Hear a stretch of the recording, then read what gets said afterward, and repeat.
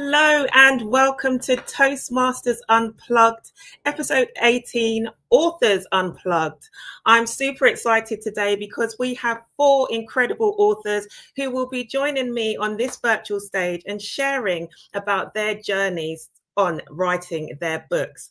We have a mixed genre tonight. We have psychological thrillers, we have health and well-being, we have personal development. And I am super excited, as I said. But who am I? My name's Lydia McDowell. I am not an author yet. I'm a coach, a mentor, an event MC, and also a Toastmaster. I've been a Toastmaster for 10 years almost. I can't believe it, but I was very, very happy when the lovely Olga asked me to host this session today with our wonderful authors. Now, we are going to have them on the stage very shortly. We are going to have a quick fire session with them, quick fire question session with them. Then we'll be speaking to them individually, individual conversations. And then towards the end, we'll come back together as a group and have a group panel discussion. Throughout this session, you are more than welcome to get involved. In the chat function, you're welcome to post your questions, any comments you've got. I'll do my best to get through as many of them as possible. But if you're here live with us now, I'd love to know where you are in the world right now. And if you are a Toastmaster, which club you're from, please do share with us. But now I'd love to introduce our wonderful authors to the stage. First up, we have Nikki Buama. Nikki is the author of The Mindful Diabetic. She's driven by a clear purpose, which is to make a lasting impact, spread health knowledge that transforms lives, and add value to the world. Nikki is a highly experienced clinical pharmacist with over 20 years of practice across many different areas of healthcare. She's also completed a master's degree as an advanced clinical practitioner. And alongside her clinical work, Nikki is also a healthcare coach. She supports people with type 2 diabetes, and most of her clients come through referrals, which I believe is a testament to how trusted she is in her space. Nikki's first-hand experience of diabetes is what inspired her to write The Mindful Diabetic. And this book blends clinical expertise with mindfulness to offer a holistic approach to managing chronic conditions. Welcome, Nikki. Thank you. Thanks for having me. It's a pleasure. Next up, we have Lorraine Murphy. Lorraine is the author of psychological thrillers. Not 1, not 2, but 3. Lorraine has written Into the Woods, Be Careful What You Wish For, and He Loves Me Not. As well as this, Lorraine is also a multiple award-winning flash fiction tales writer. I knew that would be a tongue twister for me. Lorraine lives in Westmeath in Ireland with her husband and 3 children. She's lived there for 23 years. And this is the setting for most of her work, where she's also a local reporter. Lorraine's previous roles include IT consultant, charity founder, tutor, social campaigner, and there are themes that have consistently been apparent throughout these roles, and these are inequality, loneliness, and compulsion. Welcome, Lorraine. Hi, Lydia. Thanks for having me. I'm delighted to be here. Absolute pleasure. Next up, we have Andrew Osayemi. Andrew is the author of The DIY Career Switch, 35 Ways to Change Careers Without a Master's or MBA. As well as being an author, Andrew is a TV producer and entrepreneur. He's best known as the co-creator of the hit Netflix sitcom called Meet the Adabanjos. If you haven't checked it out, please do so now.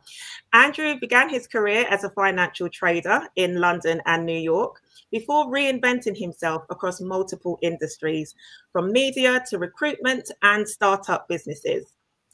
Andrew's book shares unconventional strategies for building a fulfilling career on your own terms. Welcome, Andrew. Welcome. Thank you. Thanks for having me. Absolute pleasure. And last but by no means least, we have Ryan Park. Ryan is a coach, an author, a TEDx speaker. He specializes in how hormones, lifestyle, and goal setting impact male mental health. Ryan works with industry leaders, international schools, emergency service providers, and NHS trusts. And he works with them because they want to make support more inclusive and engaging and effective for men. Ryan's book is going to be launched very soon on the 10th of November 2025, and it's called How to Help Him. As a first-time father, when he's not delivering talks, and he's not training and he's not writing books, he's busy wondering where on earth the time went. Please give a warm welcome to Ryan. Hello, Lydia. Hello, Toastmasters Unplugged. Hello, hello. Thank you, thank you. So we have Elizabeth who said she's looking forward to this exciting event. Welcome, Elizabeth, and thank you for your comment there. So we are going to get started with a quick fire question round. Now, quick fire means quick. I just want a yes, no answer or one word answer. Everybody clear? Good stuff. And I'm going to ask different questions to all of you. So first of all, Nikki, this is around writing habits. Nikki, pen or keyboard? Pen. Pen. Lorraine, writing in the morning or the night? Morning. Morning. Andrew, coffee or tea? Neither. Neither. Okay, we'll come back to what it might be. Ryan, silence or background music? Background music, house music. House music. Okay, yeah, nice. Okay, Nikki, at home or on the go? At home. At home. Lorraine, neat desk or creative chaos? Creative chaos. Nice. Andrew, longhand notes or digital drafts? Oh, so longhand notes first. Longhand notes first. Interesting. Ryan, do you write in bursts or steady flow? All in one go. All in one go. Loving it, loving it, loving it. Okay, the creative process. I'm interested to know. Nikki, for you, is it inspiration or discipline? Both. Both. Very good. Lorraine, deadline pressure. Do you thrive on that or do you panic? Thrive. Thriving on the pressure. Andrew, do you plan everything or write as you go? I plan and then I use a dictaphone. Oh, okay. Dictaphone. Okay. Don't talk into your phone, an actual dictaphone. I used to have an actual old school dictaphone, but now it's probably talking to the laptop. Nice. Okay. We caught up with the technology. And then Ryan, do you set your word count goals? No. No. Fair. And then finally, Nikki, do you read your reviews? Most times. Most times. And Lorraine, do you read your work out loud? Yes. Yes. I think I would do too. Andrew, is writing more of a joy or more of a challenge for you? Starts off as a joy and then becomes a challenge. Aha, okay, becomes a challenge. And then Ryan, your book's going to be out very soon. Would you write another book? Yes or no? Hopefully not. Hopefully not. Ah, brilliant. Well, thank you so much, everyone. We're warmed up now with our quick fire question round. We've got a little bit of insight into you all. And now I'm going to ask for Nikki to remain on stage, the rest of you to go into the green room, and we'll see you back shortly. Thank you so much. Hello, Nikki. Hello, Lydia. So, your book is titled The Mindful Diabetic. Yes? Yeah. I'd love to know what led you to write this book. Well, I have been a pharmacist for more than 20 years. I would say close to 25. But I was 10 when I graduated, so no doubt. So I have seen patients coming at different stages of their diabetes condition, and I kept observing and wondered what was the reason for a lot of them not getting better. And I realized it wasn't just the fact that we didn't give them good clinical advice. It was also the fact that diabetes is not just a medical condition, it's also an emotional condition. So the emotions of patients, because they feel overwhelmed, diabetes is just an overwhelming illness. And when you combine it with just normal way of living, it's another level of stress. So at that time, I was also stressed myself because so many things were happening all at once for me. I was doing my advanced clinical practice, my master's degree. My teenage children were growing up, and that was a time when I was trying to let go of them so that they could take more care of themselves, be more independent in their studies without me having to put in so much effort. And I was supervising my foundation pharmacists at work so that they could become more clinical and practice safely. I could name more because work was so busy, and one day I just felt exhausted, and I felt I was teaching my patients how to live a less stressful life, and I was living that stress myself. And that was when I found mindfulness. So I decided to combine my clinical expertise with mindfulness to help patients, because the more I practiced it myself, I felt it was going to help other people, and that helped them open up and talk more, and they were able to find calm in the midst of the chaos that they were going through. So that was what made me write this book, to help more people to find calm in their in whatever they're going through. Beautiful. No, that's really interesting that you were able to kind of identify that through what was happening in your life, and now you're able to help to change the lives of others. So that's really, really powerful. I'm just wondering, Nikki, I know you're a member of my home club, the Speakers of Croydon, but can you share with us how long you've been a member of Toastmasters, and how has it helped you on your journey as an author, being a member? Okay, so I have been a member for only 9 months. You won't believe it. Before then, I had visited as a guest, and that was when someone had referred me in one of my coaching sessions to join Toastmasters, because we were in a breakout room, and I felt they were all fantastic. Their public speaking was, a level above mine. And I kept saying to myself, I kept asking, how did you guys get good with speaking? And someone referred me to join Toastmasters. And I was thinking, Toastmasters, that was at my wedding. I had a Toastmaster at my wedding. I had no clue what that was about. So I went on Google, and Google told me Toastmasters is a communication club, and it's free, and you can go and visit and try it and see whether this would suit you. That was what I did. I joined. I came and visited as a guest a few times. Then in January, I joined Speechcraft. And after joining Speechcraft, there was no question about, carrying on with Toastmasters. And the club was so welcoming. So I just joined. And since I joined, it's been marvelous. I haven't looked back. Amazing. And how would you say it's helped your journey as an author? Because you wrote your book before you became a member, right? So is it helping you in any aspects now as an author? Like, if you've got anything to share there? Toastmasters has helped me in every aspect of my life. Writing that book was a challenge, was just one challenge.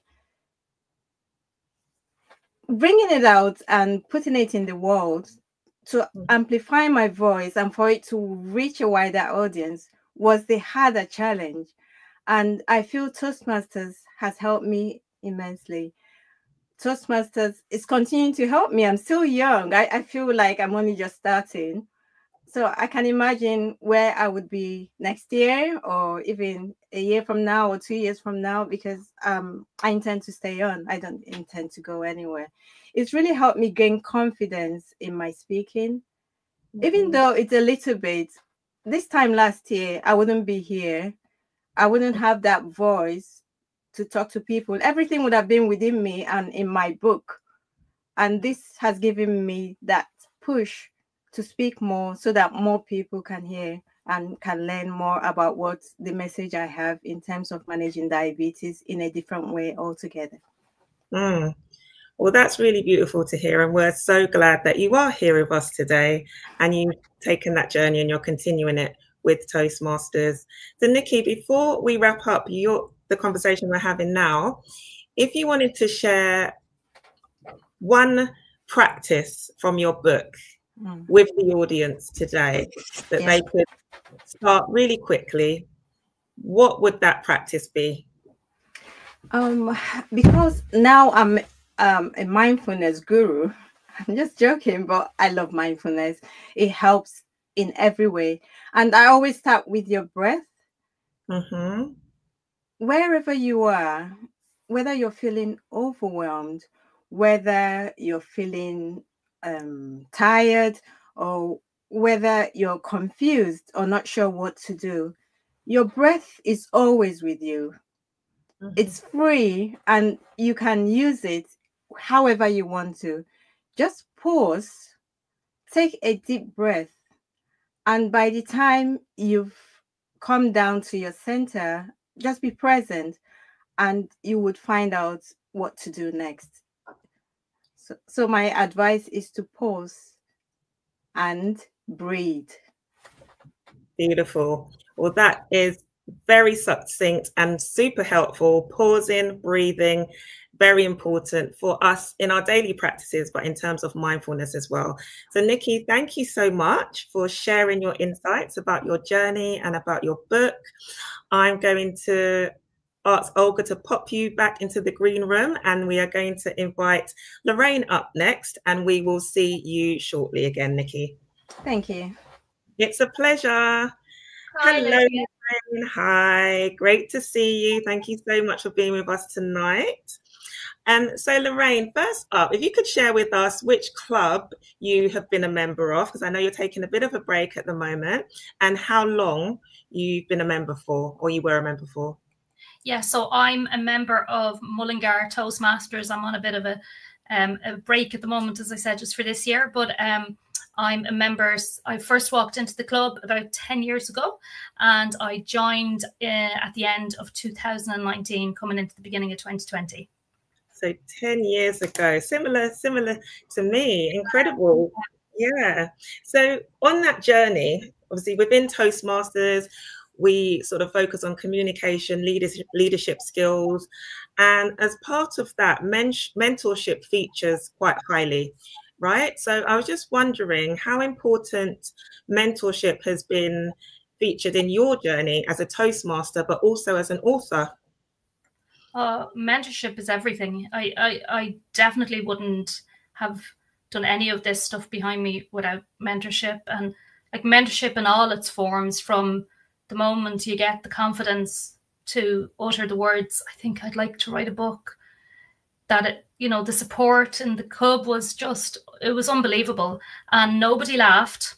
Well, if they did, they laughed behind my back, and that's okay.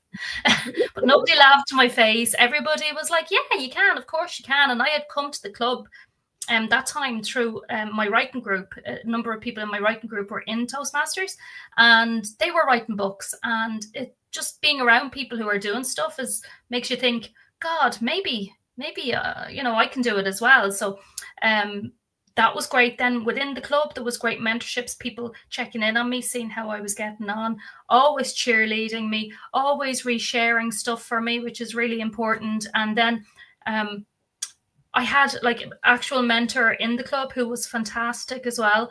And then when beyond Toastmasters, I now have 2 mentors in my writing life, and I would not be without my mentors. Like, my mentorship is everything. I mean, Lydia, you work with mentorship, you know the value, right? How do you find it?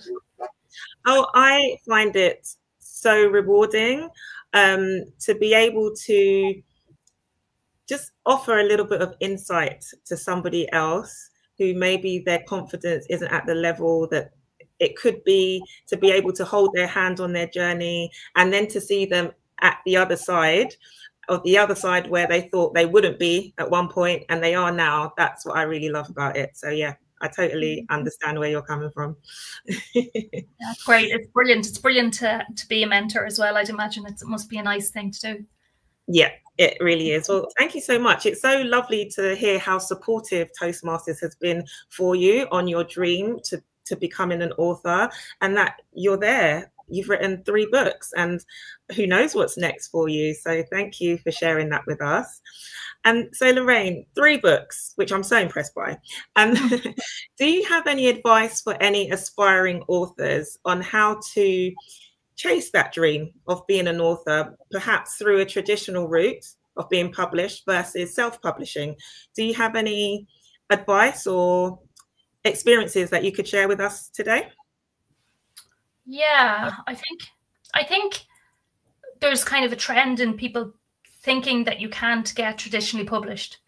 And as part of, like, when I start writing, which is really probably about 4 or 5 years ago, I signed up for every course I could get. I just wanted to eat information, and I signed up for every course. And a thing that comes over again and again and again is, like, agents and publishing companies, they get so much stuff. Like, they are overwhelmed, but they still won't pass by a diamond, no matter what. Like, they won't pass by a diamond. Now, there's some ways, I've said this like in previous webinars, but there's some ways you can help yourself get noticed. Like, you can enter competitions, for example, because in a competition, the judges have to read your work. So you can enter competitions and get noticed that way. But if your stuff is really, really good, and if you believe it's really good, and you have helped it all the way, if you want a traditional publishing contract, I would say go for it. Like, do it. Is it going to be hard work? Yeah, but it's going to be hard not getting it as well if that's what you want. So decide what you want. And if what you want is to be traditionally published, well, pull out all the stops and make it happen. Make it happen. They won't pass up on the gold, right? So no, yeah, absolutely. If you have something that is that good, they're not going to pass up on it. Yeah, brilliant. Thank you so much for that. Those encouraging words for any aspiring authors out there. So, Lorraine, in your intro, we mentioned your awards that you've won for writing flash fiction. And so that's all about stories that capture the whole world in just a few paragraphs, right?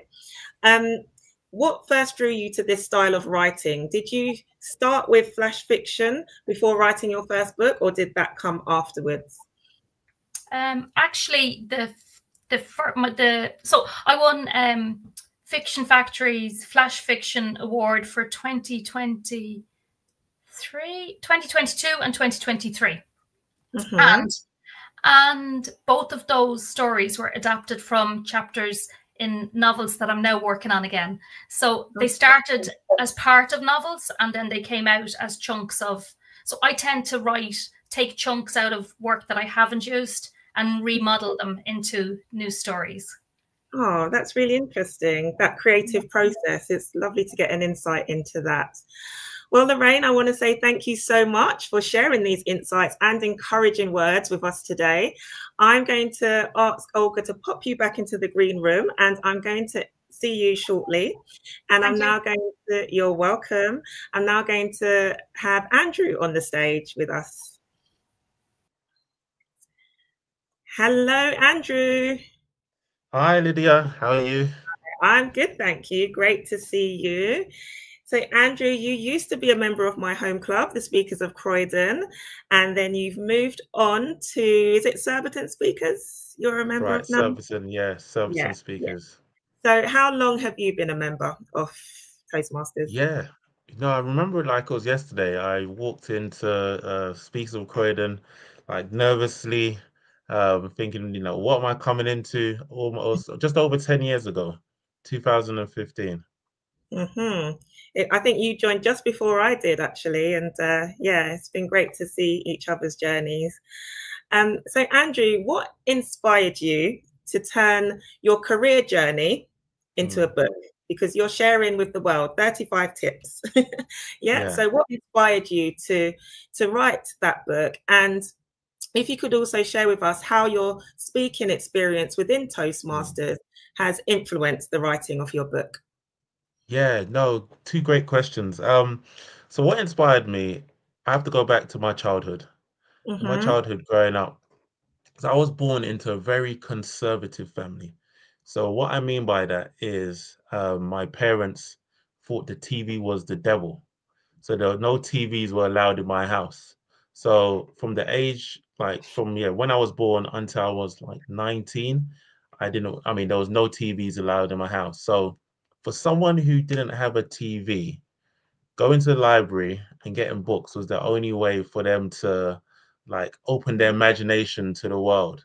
So I used to be that kid. I used to go to back then I used to live in Southwark. I used to go to all the libraries. I used to go from one library to another with my backpack, like get as many books. I think it was like 9 books you can get at a time, put them in my backpack, go home, speed read them, return them the next day, and then get more and more books. So I was inspired by authors, and I always knew one day it was a dream of mine to to become an author. So that's what inspired me first to go into to writing books. And secondly, like why, my journey in terms of moving around from different careers to others.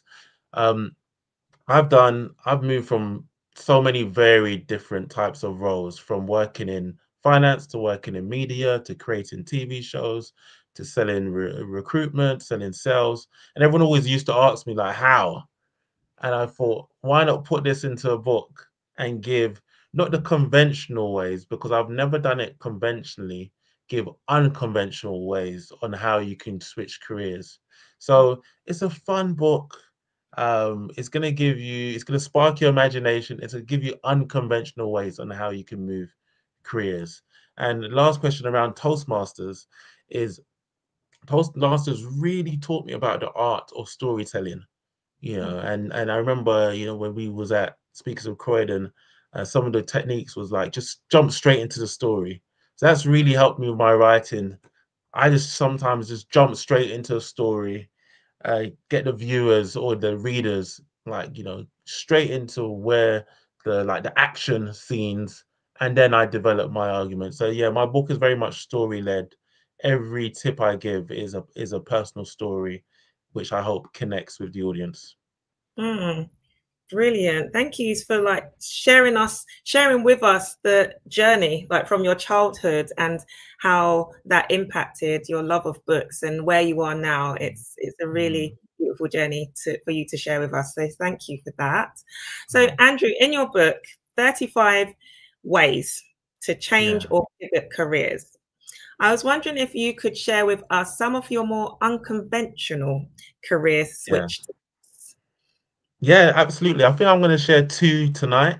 And the first one I'm going to share, I mean, some people think it's unconventional. I thought it was not normal, but something fun to do, is to throw a party. Throw a party, throw a dinner party. You want to move into marketing per se. Um, you work in accounting. Like it's quite a hard move. How do you navigate that? How do you find out people who are working in that area? So throw a dinner party, invite people that you know who work in marketing to come along. Um, and that kind of intimate, fun environment. One, you'll get to find out more about the industry you want to go into, and you can share ideas. And then secondly, they can see how great you could potentially be in that industry. And that's what I did when I lived in New York many years ago. I wanted to go into the more media creative space. So I had an apartment overlooking the East River, a really fancy place. And I thought, this would make a great party spot. So I used to throw parties, but then invite people like I admired and who had the jobs I would want to have. So people that worked in fashion, people that worked in TV, movies, entertainment, music, and it'll be like a melting pot. And the laws of, I think, reciprocity in terms of people had a good time at my parties. And when I said, you know what, I would love anything you could do to help me, they were like, yes, Andrew, we will do all we can to help you. So number one is throw a party. And the second one is just slightly different, but I personally have experienced it, and it's a bit of left field. Is if you have any money, is invest in a startup doing the thing that you want to do. this helped me when I was going from banking into TV. So initially, I got made redundant from my job, and I was thinking, what do I do next? And I had a cousin, who was a TV producer, and she said, "Look, I've got this idea about an African family who live in the UK and how the hilarious examples of how they try and raise their British kids and that cultural clash." And I thought, you know what, that sounds quite cool. I can relate to that. And she's like, "Look, I need £5,000 to get this off the ground." So I said, "Okay, I've just been made redundant. I've been given quite a bit of money as a redundancy package. I will invest, but you need to have me along for the ride so I can find out, just enjoy what this life is about." And then from that one investment, I worked with her, and she's like, "Look, we need to make this from a pilot to a series, from a series to multiple series." And that's how I got involved. And from one investment, that lasted me like 6 years of working in media. So yeah, so those two are quite unconventional, quite different. One, be the party person, throw a party. And secondly, invest in a startup or mini startup of the thing or career that you want to go into. Wow. Well, Andrew, those are very unconventional. I didn't think those would come up, but I absolutely love it. It's a totally different way to look at getting the things that you want. So thank you for sharing that with us. And I hope our audience has gotten a lot of value from that. If anybody is watching live, you are more than welcome to post any comments or questions in the chat function, and we will get to those. So Andrew, before I let you go, do you have any advice for someone who is thinking of writing their own book? What would you say to them? Yeah, I absolutely. I would say choose the medium that works best for you. So, I remember I mentioned in the green room earlier is I actually don't physically write. I use a what you call like a dictaphone, or I record myself.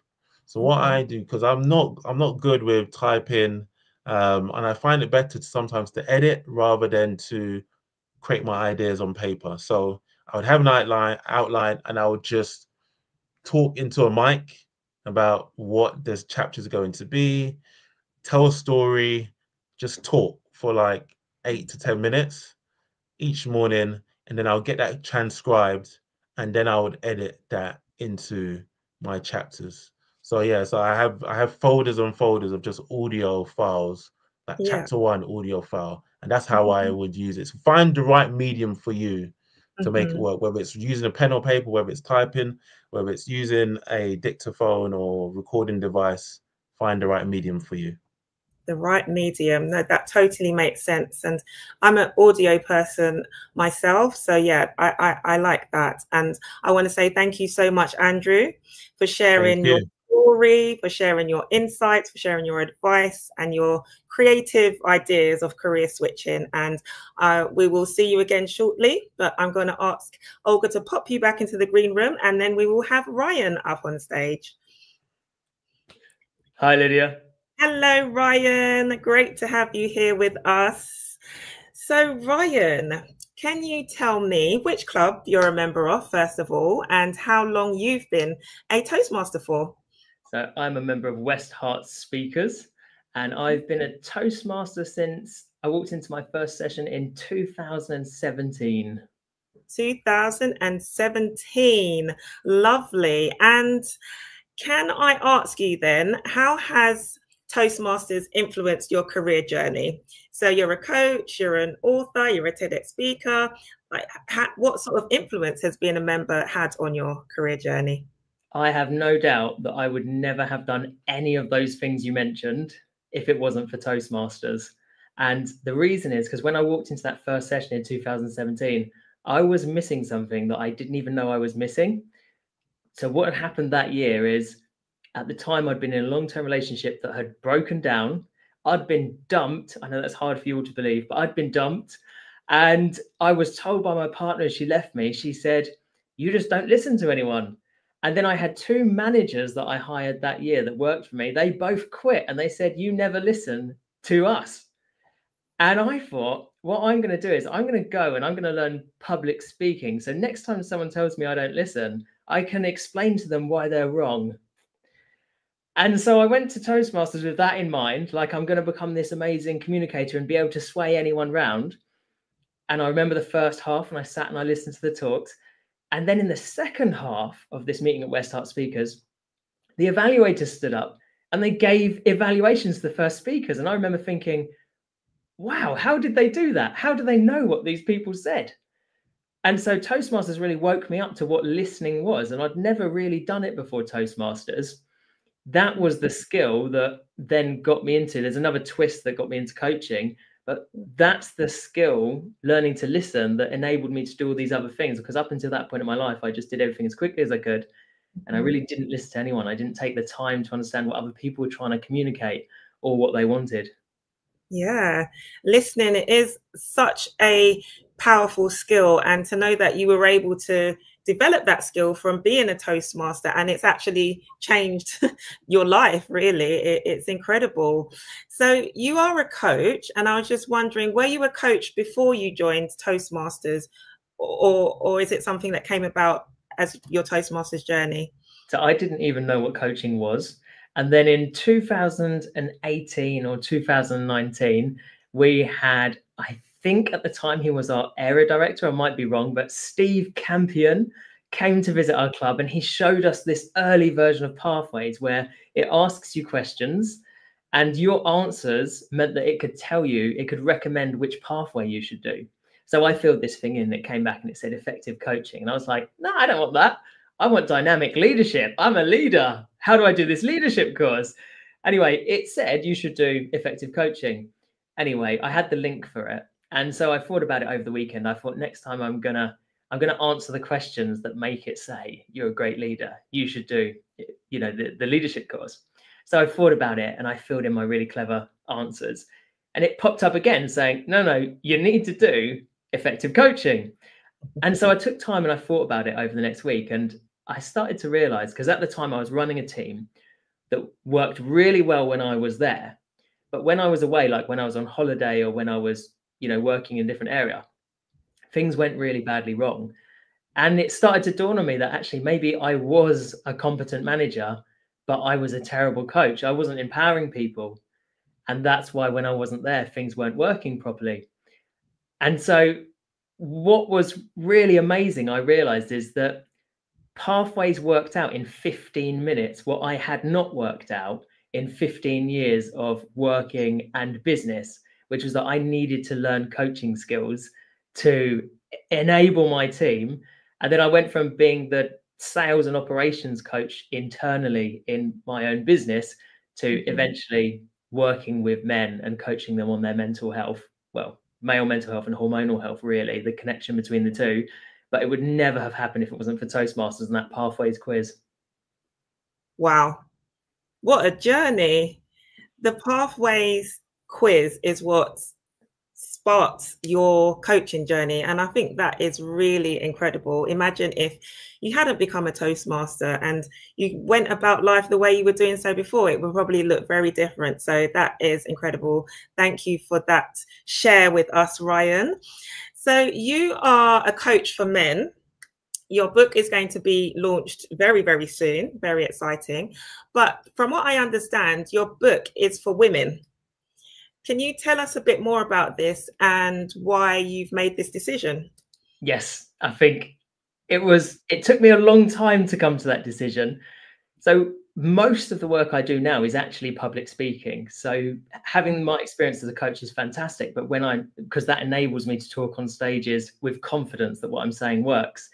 But most of the work that I do is public speaking, which means afterwards, people often approach you or people often approach me and say, where's the book so I can learn more? And for a couple of years, I was saying, well, there isn't a book that talks about how to do this with hormones naturally. However, if you click on my website, there's a sources button and it will open a spreadsheet with 1,500 sources that I use to create. And people were like, Ryan, that's really not a good solution. I don't have time to do what you've done. You know, you clearly used a lot of evenings and weekends putting this stuff together. So I sat down to write that first book. And what I wrote was a 130,000 word book, which is twice the thickness of the book that I will be releasing, and it was for everyone.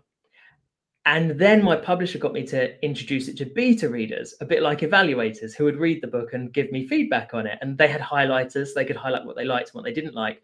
And what I found is that medical people wanted me to go into more detail and non-medical people wanted me to go into less detail.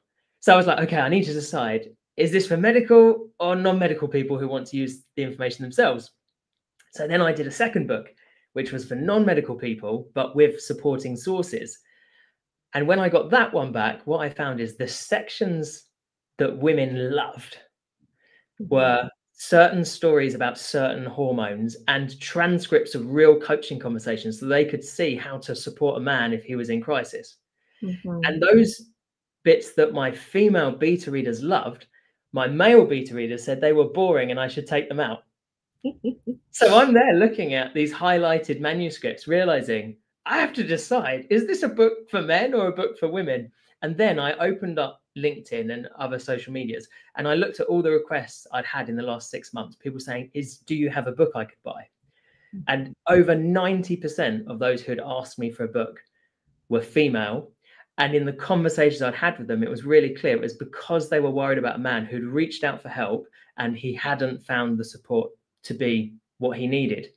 And so my publisher, in this moment of clarity, she said, that's your audience. So the title of the book is How to Help Him, but the subtitle is The Book for Women Worried About a Man, because that's exactly who I wrote this book for.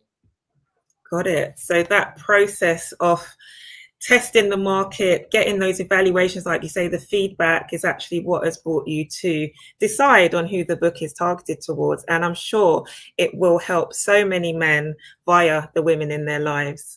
So thank you so much, Ryan, for sharing with us, again, your journey, your insights, and how powerful and impactful Toastmasters has been on your journey. We are going to now move on to the group discussion, the panel discussion. So we're going to have all of our authors back on stage. I'm going to ask our viewers, if you've got any questions, to please post them in the chat. But we have had a comment from Samir when Andrew was speaking, and he said, "You're right. Yep, you're right, sir. Discipline, write something every day." So thank you for that comment, Samir.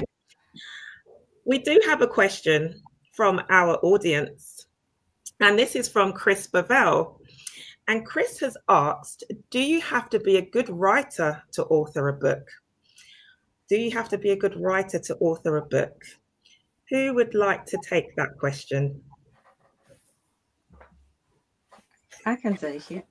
Okay. The answer is no, you don't have to be a good writer. You just have to have the idea of what you want to write. As we were discussing, you could record your writing or your ideas in different ways. So writing a book could come in different ways. You don't have to be. And you could have an editor that would help you edit your book. You just need that idea to come out, and it needs to be a detailed idea so that people would get benefits out of it. Just have to have that idea and go with it. You can always get the support, right, to help you. Yeah.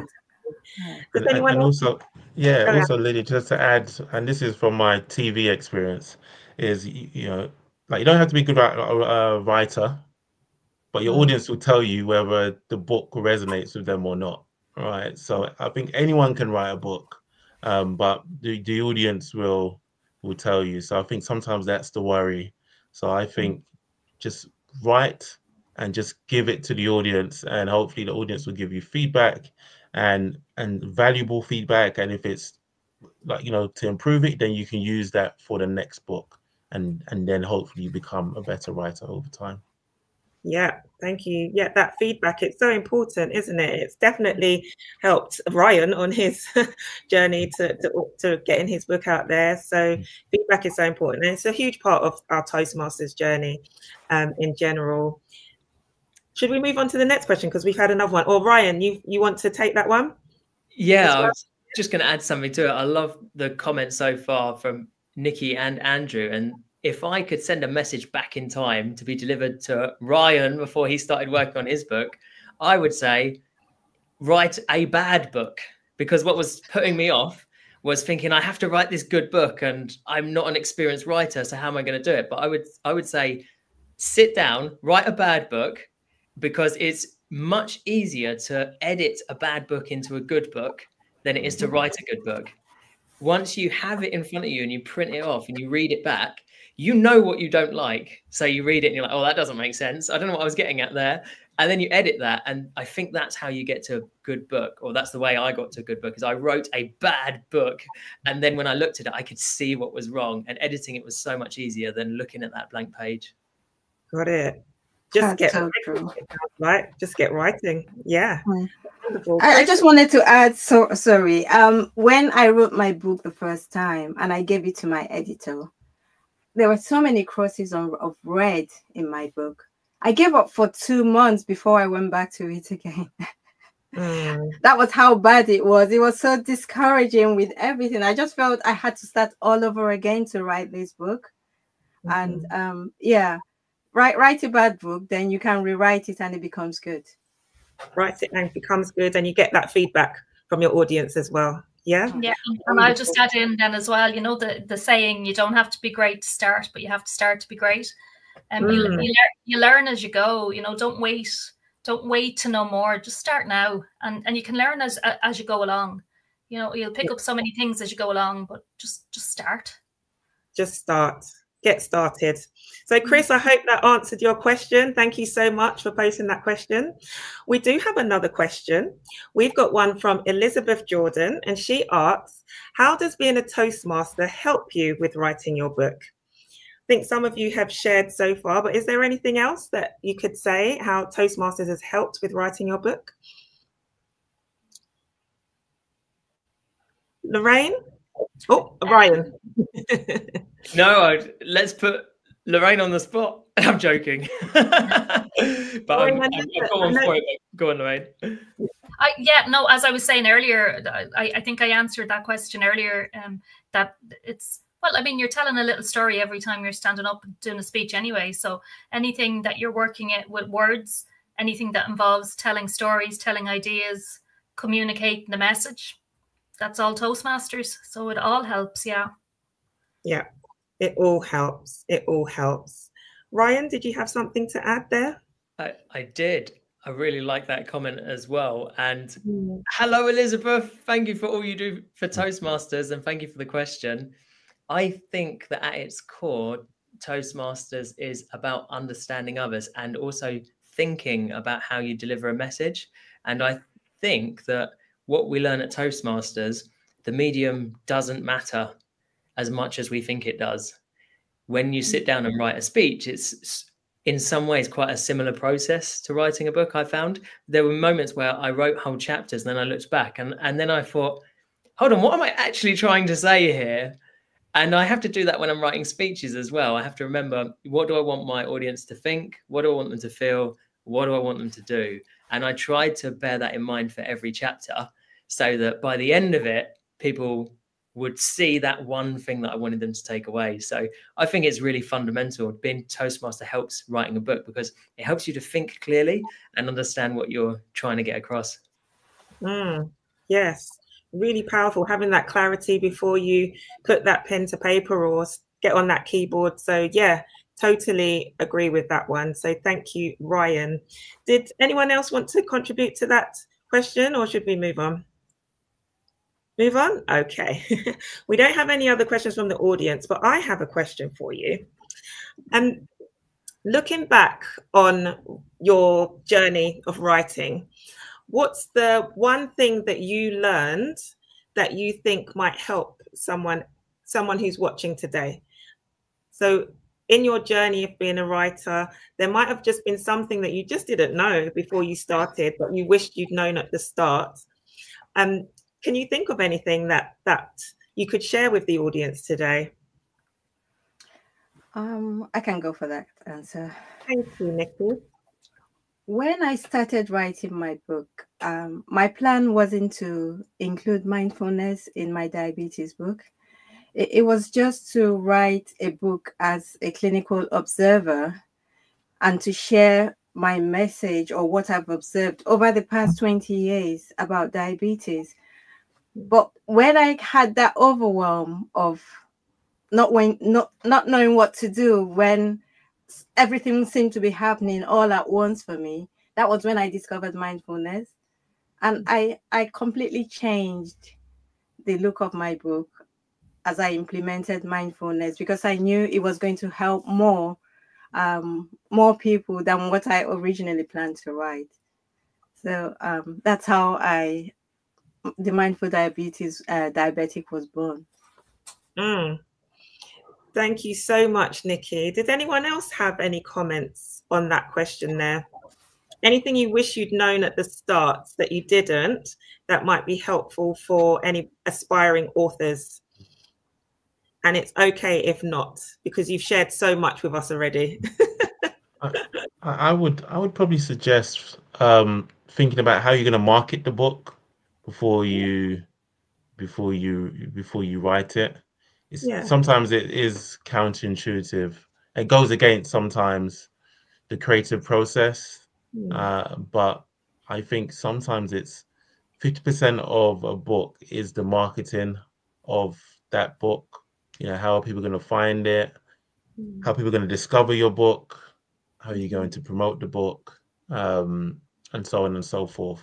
So thinking about marketing and how is it going to be marketed could be something I wish I knew before I started writing my books.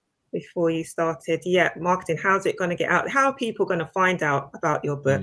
Yeah, really, really good. Okay, thank you for that. Did anyone else have anything to share? If not, that's okay. No? All right. So I wanted to ask you then, if you could describe how you felt when you completed writing your first book. What was that? What could you share with us? How did it feel when you completed writing your first book? Give you a moment to go back in the memory Rolodex. But what was that feeling when you completed? Yeah, I'll take that actually, and it triggered an answer to the last one, as often happens in table topics. It felt so good that I started straight away querying it up until midnight, sending it off to any agent I could get my hands on, and sending off that query letter, and this is the most amazing book you'll ever read and all. And of course, not having a clue that you definitely don't do that. I mean, if you were going for a job, you research your agents, you research your publishers, just like you would a company if you were going for a job.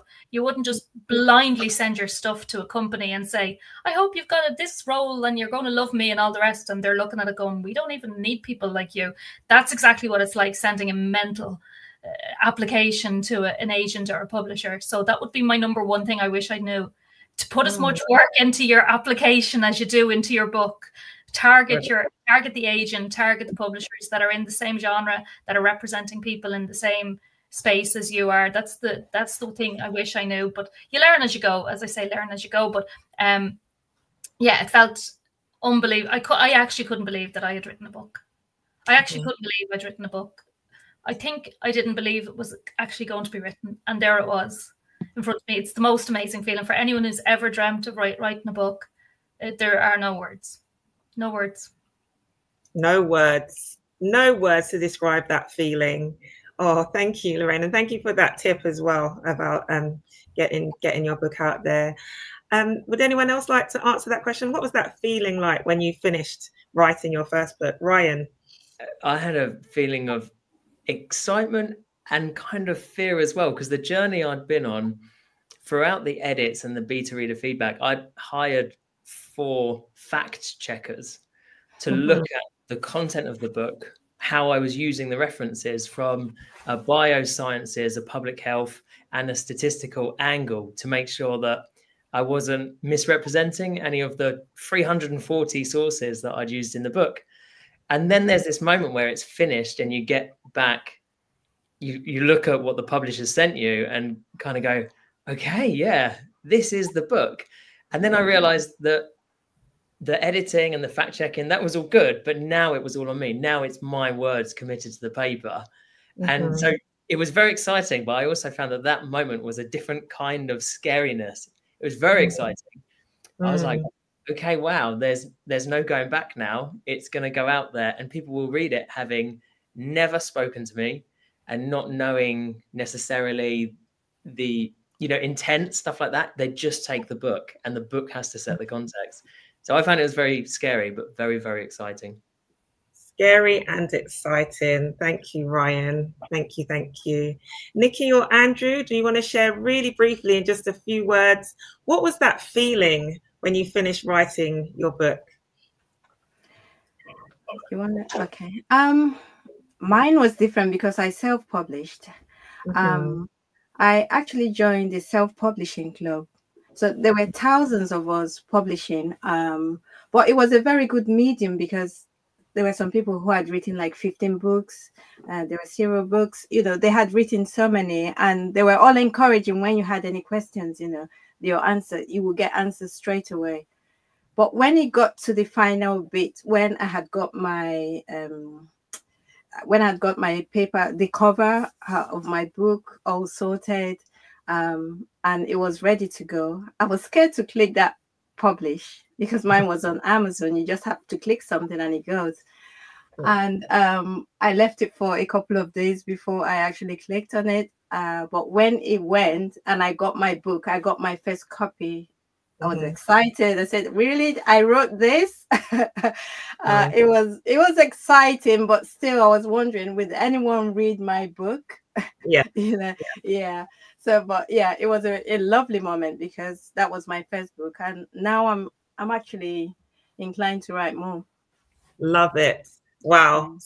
Excitement is the theme here when you get that first book out. Andrew, in a few words, what was the feeling that you had when you wrote that book?